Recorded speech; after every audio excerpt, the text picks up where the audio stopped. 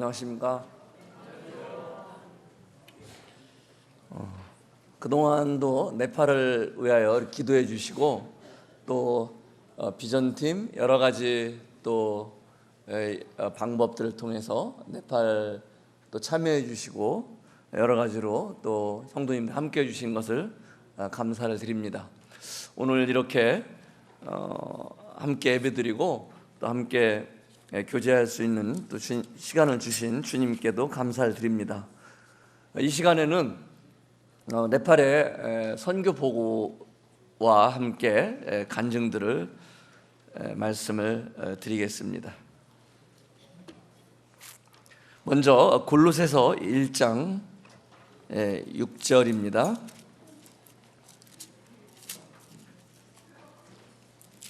골로새서 1장 6절 제가 읽겠습니다. 이 복음이 이미 너희에게 이름에 너희가 듣고 참으로 하나님의 은혜를 깨달은 날부터 너희 중에서와 같이 또한 온 천하에서도 열매를 맺어 자라는도다. 네팔에서도 지금 복음이 이 말씀처럼 자라고 또 열매를 맺어가고 있습니다. 지금 18년 동안 네팔 선교 시간을 통해서 하나님께서 10개의 지역교회를 허락하셨고 또 500여 명이 넘는 성도들이 주님을 섬기고 있습니다. 그리고 작년에 이현우 형제님 가정이 네팔 선교를 은퇴하시고 지금 대전 내동으로 오셔서 주님을 섬기고 계시고요.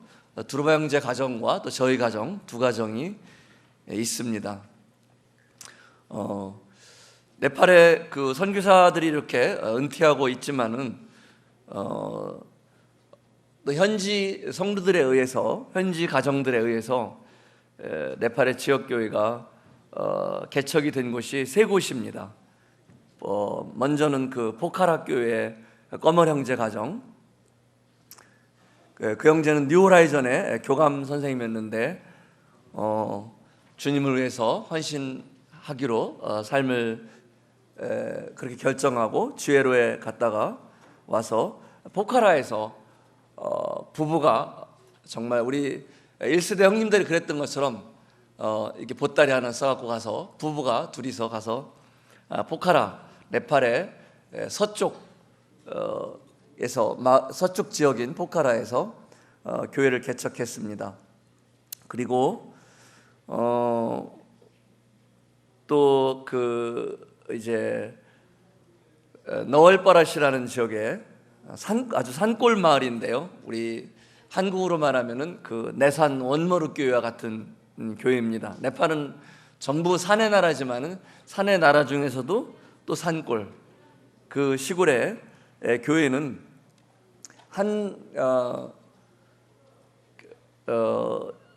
45세 되었던 그 분이 홀어머니를 모시고 살고 있었는데 어머니가 사고로 돌아가시자 자살을 결심하게 돼요.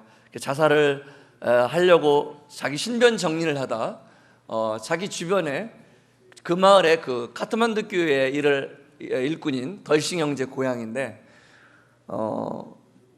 이 삶의 허무함 속에서 그 기독교인이 이 동네에서 된 사람이 있다는 걸 알았는데 그 아는 지인 그 덜싱 형제를 생각하게 되고 전화를 하게 됩니다. 그래서 덜싱 형제가 이제 카트만두로 올라오라고 해서 복음을 전하고 약 한 달여 동안 카트만두에 있으면서 복음을 듣고 구원받게 됩니다. 그런데 이 분이 이제 내려가서 복음을 전하기 시작했는데 그분이 카트만두에서 내려갈 때 한 말이 그 말이었어요. 아무것도 모르고 저희 어머니는 내가 그토록 사랑하는 어머니는 지옥에 가셨다. 그래서 그 마을에 지옥 간 것이 우리 어머니로서 족하다. 더 이상은 안 된다. 그 정말 아무것도 없이 그 오직 구원받고 그 복음 하나를 갖고 자기 시골에 가서 계속해서 복음을 전하기 시작했는데 약 10여 명이 정기적으로 모이게 됐고, 그곳에서 1년이 지나면서 7명이 이제 구원받는 역사가 일어났어요. 그래서 그곳에 세워진 교회가 너월 뻐라시 교회인데, 그 기도하실 때 어렵죠, 말이. 저도 이제 네팔말은 쉽지만은 뭐 여기 주리 아빠가 계신 태국이라든가 캄보디아 이런 지역을 지명과 인명을 기억하려면 발음이 안 나와요. 그런데 너월 뻐라시는 우리 비전팀 청년들이 와서 그런 말 하더라고요. 이 자매님들이 쓰는 너울, 충청도 말로 빠라슈, 그래서 너울 빠라슈, 안 빠라슈, 빠라슈. 너월 빠라시 지역에 그렇게 해서 교회가 세워지고요. 그런데 이제 정말 아무것도 모르잖아요. 결혼도 안 한 노총각이었어요. 그 형제님이 프레임 형제인데, 그 소식을 듣고 마차가옹에서 한 가정이 이제 주일학교를 섬기기 위해서 동역자로 그 마을로 가게 됩니다. 결혼을 하고서 신혼여행을 그곳으로 갔어요. 우리 한국에서 청년들은 신혼여행을 요즘 주로 어디로 가나요? 전 네팔로 온다 그러면은 진짜 제가 말리죠. 절대 오지 말라고. 왜냐하면은 너무 고생하는 곳이기 때문에 그 신혼여행이 올 곳이 아니에요. 그런데 이 가정은 카트만두에서 마차가온 교회 디네스 형제와 레카 자매가 결혼을 하고, 바로 그 레카 자매는 참고로 마차가온 교회 주교사, 주일학교 책임자였어요. 그래서 주교사였고, 디네스 형제는 집사로 일하던 이런 청년 형제였는데, 이 가정이 결혼하고 이 너월버러시에 가서 신혼여행을 가서 지금까지 3년이 지났는데 돌아오지 않고 있습니다. 긴 신혼여행. 제가 왜 네팔에 신혼여행 오지 말라고 하는지 아시겠죠? 잘못 오면은 긴 신혼여행을 하게 됩니다. 그래서 이제 또 이렇게 그 시골 마을에 주일 학생들이 모이고 있고, 지금 이제 구원받은 성도들이 약 25명 정도, 포카라에도 한 25명 정도, 그리고 타파타나 교회는 그 포카라 교회를 통해서 개척된 교회입니다. 검은 형제를 통해서. 다 말씀드릴 수 없지만은 놀라운, 정말 사도행전에 기록된 그런 구원의 역사가 있었던 곳이에요. 그 포카라 교회의 검은 형제한테 이제 전화가 오게 됩니다. 명절 때인데 그 귀신 들린 사람들이 있는데, 그 청년은 우리 여기 네팔 청년과 같이 한국의 노동자로 왔던 청년이에요. 그 청년은 노동자로 왔는데 그 몸이 아프고 특히 정신적인 그 이상이 있어서 뭐 온 지 몇 달 만인지 그렇게 네팔로 돌아가게 됐어요. 너무 안타깝죠. 그런데 그 정신 이상 증세가 너무 심하니까 이제 그 시골 마을에서도 우리 형제가 있었거든요. 포카레 그 어므리디 형제라는 형제의 마을이었는데, 여기에도 우리 크리스찬이 있다니까 이 크리스찬이 나가는 교회에 연락을 해서 이 귀신을 쫓으면 어떻겠느냐. 그래서 검은 형제한테 연락이 오게 되고, 검은 형제가 기도하다가 이제 주님 인도하심을 받고 그 마을에 들어가서 복음을 전하면서 귀신을 쫓았어요. 그 시암이라는 형제인데, 그 형제가 정말 귀신이 나가고 정신이 온전해졌을 때 복음을 듣고 구원을 받았습니다. 지금은 그 침례받고 청년이 되어서 그곳에 은행원으로 열심히 일하고 있습니다. 이런 그 형제가 이제 구원받을 뿐만 아니라 그곳에 그 가정이 그 시암 형제, 이 귀신 들렸던 한 청년이 낳자 같이 복음을 들었던 온 가족들이 구원받게 돼요. 그래서 그곳에도 이제 지역교회가 세워지게 됩니다. 그래서 이런 식으로 10개 지역교회 중에서 이미 3개 지역교회는 선교사에 의해서 세워진 교회가 아니라요, 이렇게 정말 하나님의 방법으로 또 현지 형제들에 의해서 교회가 개척되어지고 있습니다. 그래서 정말 이 복음이 생명력이 있다, 그리고 정말 하나님의 말씀이 살아있는 것, 제가 종종 한국에 오면은 그런 초대를 합니다. 네팔에 오십시오. 히말라야를 보려고만 오시지 말고 네팔에 오시면은 저하고 이런 시골 모임에 가서 정말 자면서 그들의 간증을 듣고 어떻게 하나님 역사하시는지 정말 리얼하게 볼 수 있는 곳입니다. 지금도 많은 사람들이, 귀신 들리는 사람들이 있고 또 많은 그런 영적으로 분명하게 이런 그 역사들이 일어난 현장입니다. 모든 선교지가 다 그렇겠지만요. 이렇게 지금 복음이 자라고 있고 그 다음에 열매를 맺고 있습니다. 그 다음에 골로새서 1장 28절 29절을 보겠습니다. 우리가 그를 전파하여 각 사람을 권하고 모든 지혜로 각 사람을 가르침은 각 사람을 그리스도 안에서 완전한 자로 세우려 함이니 이를 위하여 나도 내 속에서 능력으로 역사하시는 이의 역사를 따라 힘을 다하여 수고하노라. 두 번째 이 네팔 상황은 지금 이런 이제 이렇게 세워진 복음으로 교회가 세워지고 세워진 지역 교회들을 견고하게 세우는 일들을 하고 있습니다. 그래서 어떻게 이 구원받은 이후에 이들이 하나님 말씀 안에서 견고하게 잘 자랄 수 있을지, 또 주님이 기회를 주시고 또 지혜를 주셔서 지금 새신자 성경 공부 코스를 만들었습니다. 그래서 엠마오 성경학교 5권을 번역했고요. 그리스도께서 사랑하신 교회, 그다음 말씀의 올바른 분별, 그리고 성만찬과 침례, 그리고 신앙생활의 원리, 이런 처음 구원받은 이후에 신앙의 기초가 될 만한 이런 서적들을 네팔어로 번역했고요.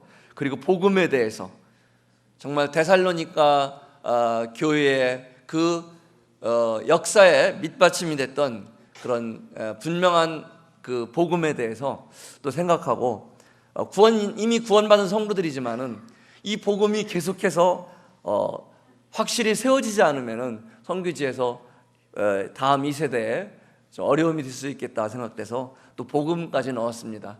전에 저희들이 이런 하나님과 죄인, 예수 그리스도를 통한 구원, 영접, 이런 또 단계적 복음뿐만 아니라 요즘 저희들 한국 모임에서 고민하고 함께 기도하고 있는 이런 주권적인 것이라든가, 그 다음에 회개와 그리고 또 그 죄사함만이 아닌 정말 그리스도 전체를 우리 주님으로 우리들이 영접하고 또 살아가는 이런 최근에 이제 보완되고 있는 이런 부분까지 이렇게 복음을 또 정리해서 이렇게 6개 주제로 해서 모든 지역교회 성도들이 하고 있고요. 1년 코스입니다. 1년 코스로 하고 있고, 그리고 이제 4월 달에 끝나는데 4월에 마치면은 모든 침례받은 분들은 이렇게 의무적으로 할 수 있도록 저희들이 권장을 하고 있습니다. 그리고 또 교리 일꾼들이 교리 안에서 하나 되지 않으면은 이렇게 계속 교회가 늘어나는 상황에서 자칫하면은 위험과 또 어려움에 빠질 수 있기 때문에 저희 그 모임에 이 교리를 22가지 정도로 뽑아서 그 교리 세미나를 하고 그 교리로 서적을 만들어서 할 수만 있으면은 이렇게 집사 일을 하기 전에, 일꾼들이 하기 전에 이런 그 교리적인 부분을 우선 공부하고 각 지역 교회에 일을 참여하는 것을 권하고 있습니다. 그리고 디모데 성경 공부반이라는 그런 일꾼 훈련 코스를 매주 화요일 날 하고 있습니다.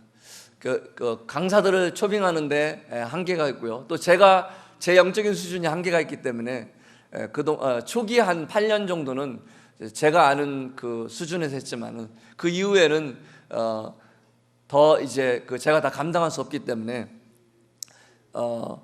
많은 요즘 발달되어 있잖아요, 동영상. 그래서 동영상 강의를 통해서 함께 하고 있습니다. 예를 들면 빌 포워드 형제님의 그 에베소서 강해, 빌립보서 강해, 골로새서, 히브리서 강해, 뭐 존 쿠란 형제님 잘 아시죠? 존 쿠란 형제님의 신앙생활의 뭐 실제적인 신앙생활 20주라든가 이런 식으로 저희들이 이제 비디오를 통해서도 제가 한국에 오면은 여러 동량을 하고 있는데 다른 동량을 하지 않습니다. 제가 동량하는 게 뭐냐면은 영어를 한국말로 통역가 영어를 한국말로 통역한 동영상이 있으면은 달라고 제가 여러 루트를 통해서 여러 형님들한테 부탁을 드리고 있습니다. 왜냐하면은 영어를 한국말로 통역할 때 그 똑같은 시간에 우리 형제들이 영어를 잘하니까 네팔어로 더빙을 하면 됩니다.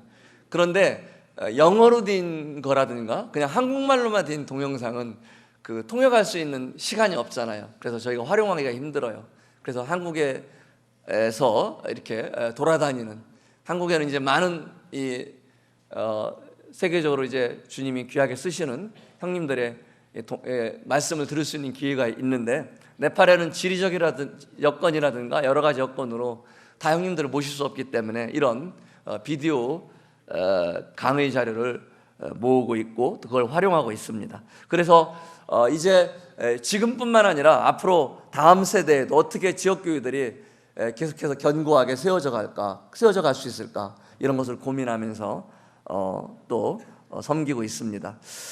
세 번째로는 자립과 독립, 그리고 현지 일꾼들에게 넘겨주는 일, 이런 일을 부지런히 힘쓰고 있습니다. 지역교회 자립은 이 영적인 부분뿐만 아니라 경제적으로 또 자립해야 하는, 정말 선교사들의 가장 큰 고민 중에 하나가 이런 자립입니다.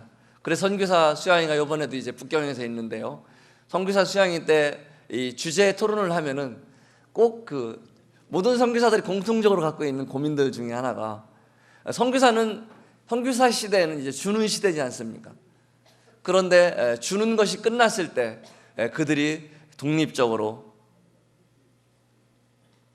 할 수 있는 것, 이것을 다 고민하고 걱정합니다. 그래서 어떤 선교지에서는 이렇게 돼지도 사주고 염소도 사주고 여러 가지 모양으로 자립으로 해서 하고 있습니다. 지역교회 자립은 지역교회 장로들이 세워지고, 그리고 이제 지역교회 장로들에게 일을 맡기고 있습니다. 기억이 나요. 이렇게 일꾼들을 세우고 강단을 내줬을 때 참 불안했던 시간들, 저 말씀이 어디로 튈까, 그리고 이렇게 말씀을 잘 요약하지 못하고 또 어떤 형제들이 이제 예를 들자면 개인 간증을 하느라고 시간을 다 끝나가는데 이제 저 형제가 어떻게 저 말씀을 마무리하고 내려올까, 이렇게 본인도 이제 힘들어하지만은 뒤에서 지켜보는 선교사도 참 어려움이 됩니다. 그리고 또 바로 수정을 성도들 앞에서 하면은 형제들 자신감도 잃어버리잖아요, 일꾼들이. 그리고 또 성도들에게도 덕이 되지 않기 때문에 개인적으로 불러서 이렇게 또 교정을 해주고 조언을 주고, 지금은 형제들이 정말 말씀을 잘 전합니다. 특히 복음은 저보다 훨씬 더 형제들이 잘 전한다는 것을 알고 있습니다. 왜냐하면 현지 형제들은 저는 성경을 갖고 복음을 전하는데, 현지 형제들은 성경의 기본 말씀과 네팔의 실제 행해지고 있는 것들을 통해서, 예를 들자면 그들이 제사, 그들의 명절, 그들이 사회의 풍습을 통해서 얼마나 이것이 잘못된 것인지 이렇게 복음을 전하니까 복음을 듣는 사람들이 더 정말 귀 기울여 듣고 더 공감을 가지면서 듣습니다. 그래서 저는 지금은 복음을 전하지 않아요. 그래서 현지 형제들이 전하고 있습니다. 또 이제 뭐 교회 실무들도 다 형제 형제들에게 맡기고 있습니다. 카트만두 교회를 제가 오랫동안 있다가 마체가온 교회로 옮겼습니다. 옮기면서 이제 그 전화가 저한테 계속 오는 거예요. 일꾼들이 이제 형제들이 형제자매들이 이번 주일날 못 나갑니다. 그러면 제가 이제 화를 내죠. 왜 저한테 전화를 합니까? 이제 예를 들면 카트만두 교회 덜싱 형제한테 전화를 해주십시오. 저한테 하지 말고. 그러니까 이제 계속해서 이제 그렇게 일꾼을 세워가는 것이 시간이 걸리더라고요. 근데 이제 시간이 흐르니까 제가 카트만두 교회가 어떻게 돌아가는지 알 수가 없어요. 그러니까 한편으로는 그 왠지 모르게 생기는 그 서운함, 이런 것들이 있는 거예요. 그래서 어른들 마음을 조금 이해가 가는 거예요. 굉장히 정말 서운해 하시겠구나. 그래서 저도 이제 그런 생각을 해요. 저도 이제 서산에 어머니가 계신데 지금 86세신데 사실 어머니하고 상의할 게 뭐 있겠어요, 제 생각으로는. 그런데 또 가끔씩 가면은 어머니한테 이렇게 상의해야 되겠구나 이런 생각을 합니다. 어쨌든 이렇게 그 현지 교회들을 세우고 있고요. 또 독립적으로도 이제 해나가야 되는데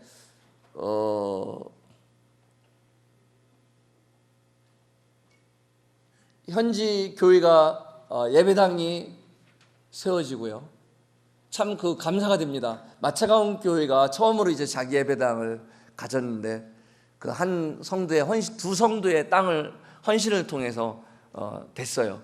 제가 그 기도를 생각하면은 정말 선교사인데도 엄청 그 감동이 되었던 적이 있어요. 제가 그런 교제를 했었습니다. 한국에 계신 하나님, 네팔에 계신 하나님, 똑같은 풍성하신 하나님인데, 신실하신 하나님인데 정말 우리가 예배당으로 해서 기도를 하자. 그리고 주님이 땅을 허락하실 때까지 이 소식을 한국에 전하고 싶지 않다. 그랬는데 정말 두 가정이 이렇게 땅을 헌신해서 평생 그 벌어도 그 벌지 못할 그 비싼 땅을 헌신했어요. 네팔은 땅값이 굉장히 비쌉니다. 그 다른 선교지 같지 않고요. 그 선교사가 가장 안심을 할 때가 있는데 언제냐면은 이제 그 결혼하는 거. 여기도 청년들 많지만 청년들 때는 정말 이게 어디를 튈지 모르겠어요. 그래서 이 선교지에서 결혼을 하면은 신앙이 상당히 안정이 돼요. 그때 이제 다행이다. 이제 또 이제 안심을 하려면은 직장을 갖는 거예요. 직장을 갖지 않으면은 네팔의 청년들은 늘 그 외국으로 나가고자 하는, 왜냐하면 외국에 지금 나가서 일하는 청년들이 약 200만 돼. 200만. 네팔 인구가 3천만인데 약 200만 인구가 그 해외에서 노동자로 일하고 있습니다. 그러니까 네팔에는 그 일거리가 없으니까 성도가 되어서도 늘 나가고자 하는 거예요. 차라리 한국에 온다면 좋겠는데 한국은 시험을 치러서 와야 되기 때문에 쉽지가 않아요. 그러니까 대부분 중동으로나 말레이시아 이런 데로 나가는데, 특히 중동으로 나가면은 우리 모임이 없어요. 한 3년 4년 예배를 드리지 못하면은 아무리 신앙이 좋아도 그 신앙을 잃어버리기가 쉽죠. 그러니까 쉽게 보낼 수가 없죠. 그래서 이제 네팔 자체에서 월급이 작더라도 그 월급에 감사하면서 직장 생활을 하고 더군다나 결혼하면은요, 저희들이 제가 점수를 준다면 A 플러스를 줍니다. 99점. 정말 후하게 주죠. 이젠 됐다. 그런데 일꾼으로서 제가는 하나 이렇게 보는 제가 포인트가 하나가 있는데 뭐냐면은 헌신입니다. 선교지에서는 받는 게 익숙해 있어요. 구원 받고 나서도요. 특히 뭐 네팔 사람들은 이제 감사합니다 이런 표현을 안 써요. 그냥 이렇게 한 번씩 웃어요. 이렇게. 그러니까 정말 그 한국 사람의 정서로는 화가 나요. 야, 감사합니다 좀 해봐. 감사합니다. 근데 감사합니다도 안 하고 그냥 이렇게 웃어요. 감사합니다, 참 미안합니다라는 말을 안 해요. 근데 속으로는 있죠, 그 마음이. 그러더라도 이 그 헌신하는 건 쉽지가 않습니다. 마차가운 교회가 지금 건축비가 약 한 1억 7천 정도가 들어갔어요. 그 3층 건물에 약 250석이 있는데 그 예배당 자리가 정말 많은 헌신이 됐습니다. 그 마차가운 교회 거의 모든 성도들이 다 폐물을 팔았어요. 할머니 두 분이 계신데요, 노처녀 할머니예요. 그런데 이제 그 교회를 위해서 기도를 하는데 이렇게 보자기로 싸갖고 와서 저희를 만나자고 그래요. 이렇게 보니까 할머니 그 뭐예요? 그랬더니 그걸 푸는데요, 다 폐물들인 거예요. 그 할머니의 어머니들이 물려준 거래요. 저희가 그걸 놓고 기도를 하는데 정말 눈물이 나서 제가 그 기도를 다 할 수가 없었어요. 몇백만 원 될 거예요. 그 몇백만 원 되는 가치보다도 더 소중한 게, 주님 감사합니다. 이렇게 받기만 아는 이 나라에, 받기만 좋아하는 이 나라에서 이렇게 주님을 위해서 자신을 드릴 수 있는 이런 것들을 저에게 보게 해주시니 감사합니다. 저도 기쁜데 주님 얼마나 기쁘세요. 그런 것들이 기억이 선명합니다. 지금 3년이 됐어요. 그래서 마차가운 교회 그런 헌신을 통해서 지금 110명이 넘는 성도들이 예배를 또 힘차게 드리고 있습니다. 또 처음으로 이렇게 예배당이 세워지면서 정말 그곳에 이제 일꾼 빌바하두 형제가 있는데 전심 사역을 하고 있습니다. 그래서 이제는 선교사가 돕던 부분을 이제 지역교회에서 돕는, 이것이 이제 독립입니다. 또 그다음에 자립입니다. 근데 정말 쉽지가 않아요. 예를 들면 카트만두 교회 같은 경우는 성도들이 다 열심히 헌금을 하는데요, 성도들이 다 11조를 하더라도 예배당 세가 안 되는 거예요. 그러니 선교사가 떠나고 나면 어떻게 독립이 되겠어요? 이런 것들을 계속해서 고민하고 기도하고 있습니다. 저뿐만이 아니겠죠. 선교사들의 공통적인 고민일지 모릅니다. 그리고 이제 이현웅님이 가면서 은퇴라는 것을, 정말 멀게만 느껴졌던 은퇴라는 것을 이제는 가까이 느끼게 됩니다. 그리고 개인적으로 그런 생각을 해요. 준비해야 되겠다. 은퇴를 준비해야 되겠다. 그래서 특히 작년에 이현웅님이 나오시면서 제가 그런 건의를 했어요. 형님, 이제는 네팔에도 장로 모임이 필요한 때가 된 것 같습니다. 이 형님도 흔쾌히 동의를 하셔서 작년 2014년부터 네팔 카트만두 지역에 장로 모임이 처음으로 세워졌고, 5개 모임이 있는데 카트만두 내에 장로 모임이 매월 모여서 간증과 말씀을 나누면서 교제하고 있습니다. 기도 모임을 갖고요. 저는 그곳에 나가질 않아요. 제가 나가면은 또 리더십이 자동적으로 저한테 올 수 있기 때문에 나가지 말아야 되겠다, 그런 생각을 했습니다. 그리고 그런 장로 모임이 세워지면서 이제는 선교사의 권한을 그들에게 다 줘야 되겠다. 그래서 네팔에 그 1년에 3번의 연합 모임이 있습니다.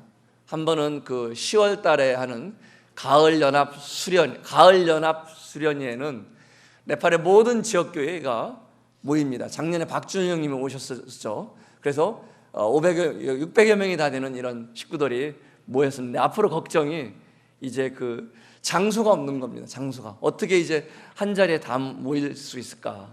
그래서 이제 한국처럼 시도별로 나눠야 될까? 그렇지만은 할 수만 있으면은 한가운데 모이려고 고민을 하고 있습니다. 그 연합 수련회의 목적은 연합입니다. 연합. 두 번째 연합 행사는 2월 달에 있는 그 일꾼 세미나입니다.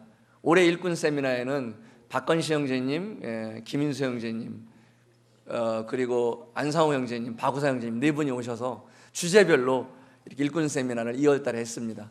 그리고 세 번째 있는 연합행사가 이번 4월 달에 있는 강용길 형님 오시는 그 청년연합 캠프입니다. 약 150명에서 160명의 학생 청년들이 모여서 3일 동안 그 캠프를 합니다.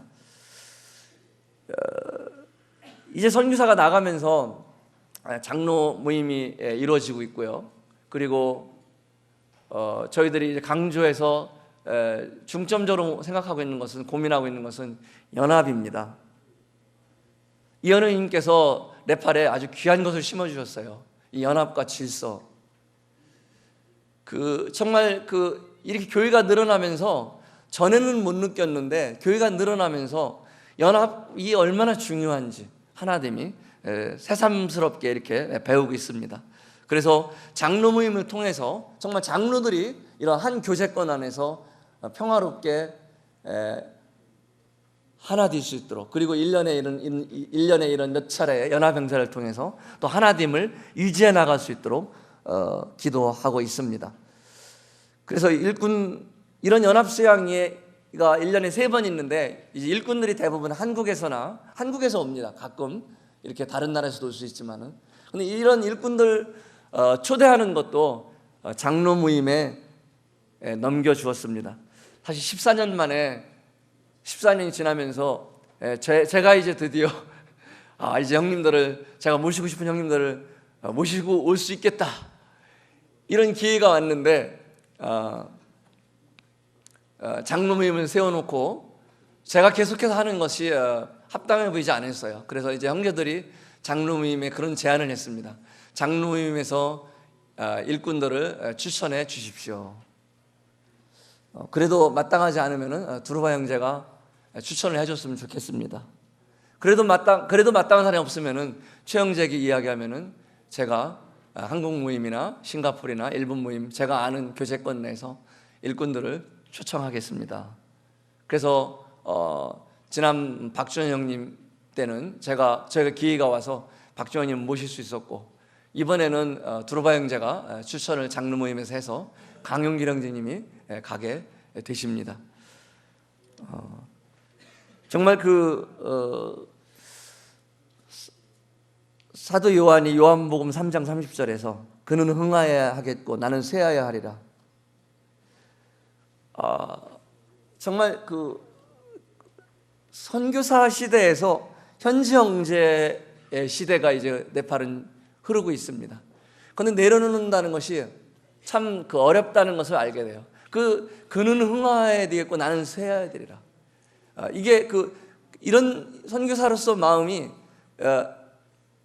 얼마나 어려운가를 포기하지 않으면은, 자신의 권리를 포기하지 않으면. 제가 이제 한국에 이렇게 한 2달 정도 이렇게 있으면은 각 지역 교회에서 주일날 초청을 해주십니다.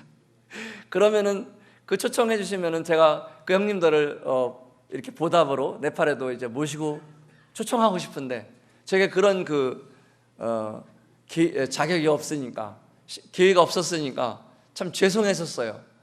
그런데 이제 그 기회가 14년 만에 왔는데, 이제 또 현지 형제들한테 넘겨줘야 하는 이런 것이 참 생각하면서 이게 참 쉽지만 않구나. 그러나 이것을 하지 않으면은 계속해서 선교사 중심으로 흐른다면은, 선교사가 은퇴했을 때 현지에서 일꾼들이 세워지지 않는 그런 것을 너무나 분명히 알기 때문에 정말 이런 마음을, 제 연약한 마음은 있지만은 기쁨으로 하려고 노력하고 있습니다.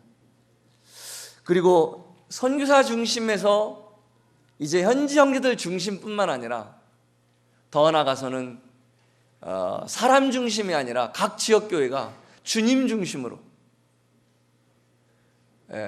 네팔의 부득이 어느 시기는, 저는 그렇게 생각합니다. 어느 시기는 그게 한 1세대에는 될 것 같아요. 한 25년 정도, 일반적으로 한 20에서 25년 정도는 부득이하게 선교사가 그 일을 할 수밖에 없고 선교사 중심으로 할 수밖에 없지만은, 점차적으로 현지 형제들에게 그걸 나눠주고, 그리고 이제는 현지 형제들이 또 어떤 지역 중심이 되는 것이 아니라 각 지역 교회의 사람 중심이 아니라 그 주님이 중심이 돼서 정말 수평적으로 연합을 이룰 수 있는 그런 것들을 위해서 기도하고 있습니다.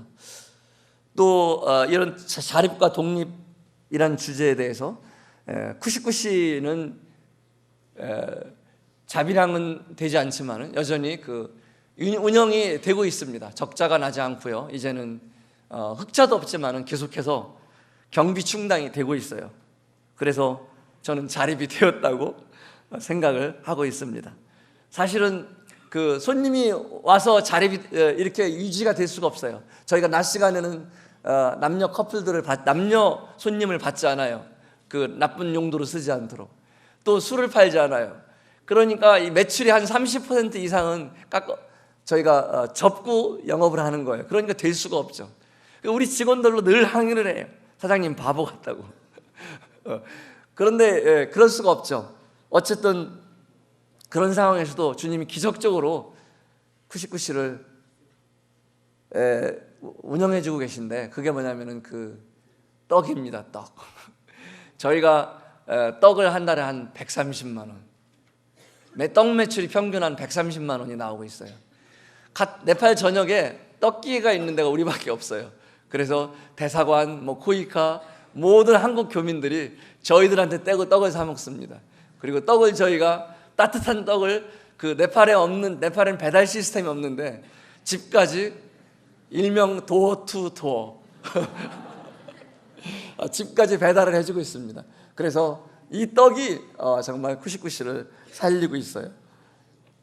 주님이 제가 네팔을 처음 갈 때 히브리서 11장 8절에 아브라함이 부르심을 받았을 때 갈 바를 알지 못했지만 10절에 이는 하나님이 경영하시고 지으실 터가 있는 성을 바랐습니다. 네팔에 가기 전에 저에게 주셨던 약속입니다. 하나님이 그 당시의 번역은 하나님이 경영하시고 지으실 터가 있는 성을 바랐습니다. 그 말씀대로 하나님이 지어주셨고 그 말씀대로 하나님이 지금도 경영해 주고 계십니다. 하나님께 감사드립니다. 뉴호라이전은 올 4월부터 제가 한국에서 오는 그 1:1 결혼, 이제 조금 몇몇 성도님들이 남아있는데 그것을 제가 편지를 다 드렸습니다. 이제 2014년 4월부터는 뉴호라이전 학교가 자립이 됩니다. 그래서 1:1 결혼의 장학금을 사용하겠습니다. 계속해서 보내주신 분들은 뉴호라이전을 위해서 사용하지 않고 저희 가정에 헌금으로 사용하겠습니다. 이게 왜냐하면 주소가 다 바뀌고 연락이 안 돼갖고요, 도대체 이 정리가 안 돼요. 그런데 어쨌든 주님 은혜로 11년 만에 학교 운영이 자립이 되어가고 있습니다. 그 이야기는 아직 완전히 된 건 아닙니다. 아직 2-3년 남았는데 그래도 1차적으로 한국에서 오는 장학금을 1:1 결혼을 정리를 하려고 합니다. 일본에서 지금 100명 정도의 그 아이들을 1:1 결혼을 해주고 있습니다. 네팔은 법이 있는데 교육법상 13%의 학생들에게는 그 장학금을 줘야 됩니다. 어느 학교고. 그래서 저희가 학생들이 한 860명 돼요. 그래서 약 100명 정도는 의무적으로 장학금을 줘야 됩니다. 그 의무적으로 장학금을 줘야 하는 것은 일본 성도님들이 BFN이라는 단체를 통해서 하는 그 장학 제도를 유지하고요. 나머지 760명 학생들은 다 이제 수업료를 받아서 하려고 하고 있습니다. 국제기아대책 끼고 저희를 처음 뉴호라이전 학교를 시작하게 했던 그것도 저희가 재계약을 사양했습니다. 죄송합니다. 재계약을 안 하겠습니다. 정말 이것을 위해서 많은 기도를 해왔어요. 왜냐하면 선교사가 떠나고 나서 선교사는 산타크로스입니다. 선교지에서 대략 그런 분위기죠. 감동, 그다음에 헌금, 그리고 선교사들이 그런 나눠주는 거. 그런데 선교사가 지나고 나면, 그 감동이 끝나고 나면은, 그 헌신이 끝나고 나면은 어떨까요? 남는 게 없습니다. 정말 이전의 모습으로 돌아갑니다. 그대로. 정말 놀라워요. 언제 그랬냐는 듯이 아무렇지도 않게 돌아가는 게 선교지의 특징입니다. 그래서 정말 그런 기도를 해왔어요. 주님 정말 뉴라이전도 자립하고 싶습니다. 월세 30만 원으로 시작한, 정말 학교를 하려면은 몇 억이 필요합니다. 저희는 주님 은혜로 월세 30만 원으로 국제기아다 직기구에 300명의 장학생을 통해서 지금까지 운영을 해왔습니다. 앞으로 지금 국제기아다 직기구 장학생들이 장학금 받는 학생들이 한 80명 정도 남은 것 같아요. 앞으로 3년 정도면 다 이제 제로가 됩니다. 마음으로는 다시 재계약을 하고 싶지만은 10년을 한번 자립을 해봐야 되겠다, 그런 기도 가운데 여기까지 달려왔습니다. 주님께서 그 기도를 들으시고 인도해 주고 계십니다. 또 학교를 통해서 저희가 그 카트만두 서부에 50개 학교가 있는데 그 50개 학교 중에서 저희가 랭킹 4위입니다. 실력으로도. 이번에 일본에서 2명의 아이들이 공부하고 있습니다. 이번에 목포대학에 4명의 아이들이 데리고 왔습니다. 이번에 한국에 들어올 때 목포에 있는 목포대학교에. 목포대학은 제 모교가 아니고 아무런 관련도 없는데 정말 이걸 다 말할 수가 없습니다, 시간상. 정말 목포대학도 제가 작년에 한국에 왔을 때 조카 결혼식이 있어서 갔는데 그 처가 쪽 외사촌 친척인데 우리 자매한테 자네 네팔 있는가? 그래요. 그러더니 네, 그러니까 네팔에서 뭐해? 그러니까 저희들 뭐 이제 일반 안 믿는 사람이니까 저희들 학교하고 이렇게 선교하고 있어요. 학교해? 니네 형부가 그 전라도 교육청에 있었잖아. 그리고 지금 목포대학 국제교류처에 있어. 진작 알았으면은 서로 많이 도움이 될 텐데. 이렇게 해서 이제 목포대학과 알게 되고 국제 교류 MOU를 만들고 그래서 네팔에 있는 2개 대학과 MOU를 하고요. 저희 뉴라이전 학과도 MOU를 하고, 그리고 MOU, 그래서 이 결연 서로 그 양해각서를 하고요. 그리고 이렇게 학생들 4명을 데리고 올 수 있었습니다. 또 일본에 간 학생도 먼저 간 써리따 자매가 있는데 킨키 고등학교에 대학을 찾았는데 대학이 없었어요. 그런데 킨키 고등학교 교감 선생님이 우리 형제님이었어요. 후세모님이. 그 형제님이 대학만 보내려고 하지 말고 고등학교를 보내면 어떻겠냐. 그래서 고등학교 2년을 마치고 대학을 가면 어떻겠냐 해서 그 자매를 보냈는데 그 자매가 킨키 고등학교를 졸업하고 이번에 킨키 대학교 약학대학에 4년 장학생으로 합격이 됐습니다.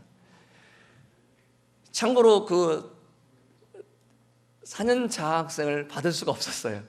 그런데 그 킨키 대학의 이사장이 이 제도를 만들고 그리고 장학생으로 받아줬어요. 킨키 대학은 일본 전체 대학 중에 한 중간 정도 수준의 대학인데 약학대학은 굉장히 상위권의 대학입니다. 그래서 하나님께서 이렇게 여러 가지 방법으로 하고 계십니다. 어쨌든 전 이런 일을 통해서 또 동일하게 생각하는 것이 한 그루의 나무를 심는 일입니다. 그 선교지에서는 이런 거를 이해를 못할지도 모르겠어요. 왜냐하면 선교지의 교회와 형제들은 늘 균형적인 것, 이런 거를 좋아합니다. 그런데 저는 그런 것도 필요하지만은 정말 한 사람의 그 역할을 또 생각합니다. 요셉을 생각하고요. 그리고 느헤미야를 제 마음속에 생각합니다. 정말 그들이 네팔에서도 훌륭하게 잘할 수 있지만은 그 중에 아주 극소수지만은 이렇게 한국이나 일본이나 이런 외국에 나와서 그들이 정말 자기들의 학업뿐만 아니라 이 모임을 공부하고 주님을 더 배워서 그들이 돌아가서 그들의 민족과 그들의 나라를 안타까워하고 자기 생애를 헌신할 수 있는 일꾼들이 나왔으면 좋겠다. 왜냐하면 선교사는 한계가 있는 것 같아요. 아무리 부서지게 일해도 시간적인 한계 그리고 체력적인 한계, 이런 한계를 알기 때문에 정말 이런 일꾼들이, 한국에 오는 이런 일꾼들이, 어제도 그 목포대학에서 간 4개 친구를 4명 중에 2명이 자매인데 그쪽 지역에, 호남 지역에 있는 주교사 강습회에 참석했다는 그 문자를 받았어요. 참 감사가 됐어요. 제가 그런 거를 코칭을 한 적이 없는데 그렇구나. 목포 모임에 나갈 뿐만 아니라 이제 주교사 강습회에도 나가서 벌써 연결이 돼서 공부를 하고 있구나, 그런 그 감사를 드리게 됐습니다. 이와 같이 한 그루 나무를 심는 일도 같이 병행해서 하고 있습니다. 마지막으로 정말 그 지난 14년을 돌아보면은 얼마나 제가 연약한지, 여전히 연약한 자를 사용하시는 하나님께 감사를 드립니다. 누가복음 19장 30절에서 처음 저희가 선교지 가기 전에 그 저희가 자격이 없다고 하나님께 그렇게 못 가겠다고 했을, 저희는 아니잖아요 했을 때 아무도 타보지 않은 나귀 새끼를 풀어서 끌고 오라고 말씀하셔서, 사람을 한 번도 태워보지 않은 나귀, 그 당시에는 장로님들만 가는 선교지로 가는 것이 일반화됐던 시기였었는데 저희 같은 가정도 하나님 쓰시겠다고 이렇게 불러주셨는데, 정말 이런 연약한 자를 하나님 지금까지 사용해 주시고 계심에 감사드립니다. 그리고 아모스 7장 14절 15절에 있는 것처럼 나는 선지자가 아니며 선지자의 아들도 아니라 나는 목자여 뽕나무를 재배하는 자로서 양떼를 따를 때 여호와께서 나를 데려다가 여호와께서 내게 이르시기를 가서 내 이스라엘 백성에게 예언하라 하셨으니, 정말 저도 교회에 그냥 작은 이런 집사일을 하면서 작은 이런 연약한 형제였는데 충실하게 직장생활, 교회생활, 그리고 가정생활을 하려고 노력하던 아무도 정말 이름 없는 무명한 이런 형제였었는데 하나님께서 그렇게 부르시고 또 지금까지 하나님의 일을 네팔에서 사용해 주고 계신 거에서 정말 감사하고 송구할 뿐입니다. 그리고 정말 선교지에 얼마나 큰 그 수많은 그 동역의 역사가 있는지, 지난번에 박주영님 또 오셔서도 정말 네팔 현지 형제들이 얼마나 좋아했는지 몰라요. 왜냐하면은 처음 초창기에 그 형님이시잖아요. 저희들이 박주영님 초청할 때도 그런 기도를 했었어요. 정말 네팔의 초창기 형제들, 1세대 형제들이 한국의 초창기 형님들의 간증을 들을 수 있다면 얼마나 이들이 귀한 교훈이 될까. 조금은 무모할지 모르지만은 지금도 그래요. 네팔의 장로 형제들이 평균 나이가 35세입니다. 그러니까 정말 이해가 안 가죠. 그런데요, 우리 초창기 일하신 형님들 이야기 들어오면은 똑같습니다. 다 20대, 30대 다 일하셨고요. 어떤 분은 보따리 싸고 오셔서 주님, 차가 위로 올라가는 차가 보내주시면 제가 위로 가서 복음을 전하겠고, 밑으로 내려가는 차가 있으면은 제가 밑으로 내려가서 복음을 전하겠습니다. 요즘 이런 식으로 간증하면요, 교회에서 파송 안 하죠. 출교할지도 모릅니다. 형제 신앙관이 좀 너무 감정적이어서 혼날지 몰라요. 그런데 옛날 초창기 형님들은 그러셨습니다. 네팔에도 지금 그런 역사들이 정말 이렇게 주님을 위해서 헌신하는, 뉴호라이전의 교감 자리도 그런 수많은 그런 연봉도 다 포기하고 이렇게 또 신혼여행을 가서 3년째 돌아오지 않거나 그런 그 역사들이 일어나고 있습니다. 정말 또 형제자매님들의 그런 귀한 동역에도 감사드립니다. 감사합니다.